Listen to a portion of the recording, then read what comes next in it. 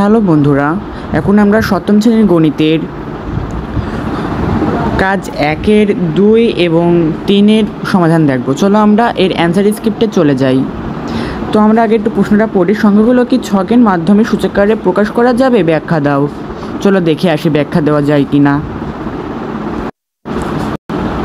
হ্যাঁ, সংখ্যাগুলো সূচক আকারে প্রকাশ করা যাবে। আমরা সঞ্চয়ের মধ্য থেকে পাই প্রথম, দ্বিতীয়, তৃতীয়, তো চতুর্থ ও পঞ্চম মাসের ধারাবাহিকভাবে সঞ্চয় 3, 9, 27, 81, 43।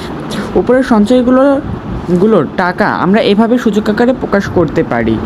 তোমাদের কিন্তু এটা এভাবে হবে 3 স্কয়ার 1 এভাবে। উপরে বর্ণনা থেকে বলা যায় যে এই সংখ্যাগুলো সূচক আকারে প্রকাশ করা সম্ভব। চলো 2 নম্বর প্রশ্নগুলো আমরা দেখে ফেললাম। এবার চলো আমরা 3 নম্বরের প্রশ্নটা দেখে আসি। 3 নম্বরের প্রশ্নে আমাদেরকে বলা হয়েছে পঞ্চম মাসে তোমার সঞ্চয়ের পরিমাণ কত টাকা হবে। চলো আমরা পঞ্চম মাসে আমাদের সঞ্চয়ের পরিমাণ কত টাকা হবে সেটা দেখে আসি। সো বন্ধুরা, পঞ্চম মাসে আমাদের টাকা হবে, প্রথম মাসে যদি 3 টাকা প্রথম মাসে যদি আমাদের 3 টাকা হয়, তাহলে দ্বিতীয় মাসে 3 গুণন 3 তাহলে 9 টাকা।